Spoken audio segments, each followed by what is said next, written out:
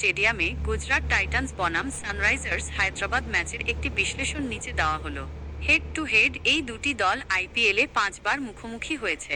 Gujarat Titans 4টি ম্যাচে জিতেছে এবং সানরাইজার্স হায়দ্রাবাদ 1টি ম্যাচে জিতেছে। গুজরাট টাইটান্স এই মরশুমে খুবই ধারাবাহিক দল হিসেবে নিজেদের প্রমাণ করেছে। 9টি ম্যাচের মধ্যে 6টিতে তারা জয়লাভ করেছে এবং পয়েন্ট টেবিলের উপরের দিকে রয়েছে। তাদের ব্যাটিং লাইন আপে শুভমান গিল এবং সাই সুদর্শন ভালো ফর্মে রয়েছেন। বোলিং বিভাগে রশিদ খান এবং মোহাম্মদ সিরাজ গুরুত্বপূর্ণ ভূমিকা পালন করছেন। সানরাইজার্স হায়দ্রাবাদ এই মরশুমে ধারাবাহিকতার অভাব দেখিয়েছে। 9টি ম্যাচের মধ্যে তারা মাত্র 3টিতে জিতেছে।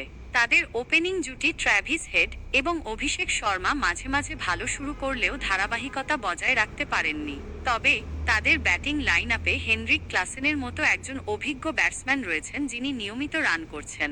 Pitch report. আহমেদাবাদের পিচ সাধারণত ব্যাটিং সহায়ক।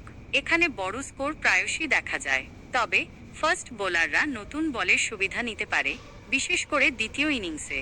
সম্ভাব্য একাদশ: গুজরাট টাইটান্স, শুভমান গিল অধিনায়ক, সাই সুদর্শন, জোস Butler wicketkeeper, Shahrukh Khan, Washington সুন্দর, রাহুল তেওয়াটিয়া, রশিদ খান, আরশাদ খান, মোহাম্মদ সিরাজ, প্রসিদ্ধ কৃষ্ণ, সাই কিশোর।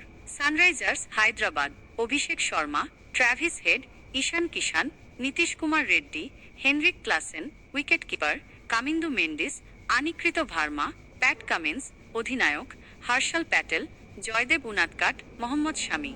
ম্যাচ বিশ্লেষণ। গুজরাট টাইটান্স তাদের ধারাবাহিক পারফরম্যান্স এবং হেড টু হেডের পরিসংখ্যানের বিচারে এই ম্যাচে এগিয়ে থাকবে। তাদের শক্তিশালী ব্যাটিং লাইন আপ এবং কার্যকরী বোলিং আক্রমণ সানরাইজার্স হায়দ্রাবাদের জন্য কঠিন চ্যালেঞ্জ তৈরি করতে পারে। অন্যদিকে সানরাইজার্স হায়দ্রাবাদকে যদি এই ম্যাচে জিততে হয় তবে তাদের ব্যাটসম্যানদের শুরুটা ভালোভাবে কাজে লাগাতে হবে এবং বোলারদের নিয়ন্ত্রিত বোলিং করতে হবে। প্রেডিকশন: গুজরাট টাইটান্সের জয়ের সম্ভাবনা বেশি। এটি একটি সাধারণ বিশ্লেষণ। ম্যাচের দিন, পরিস্থিতি এবং খেলোয়াড়দের ফর্মের ওপর অনেক কিছু নির্ভর করে।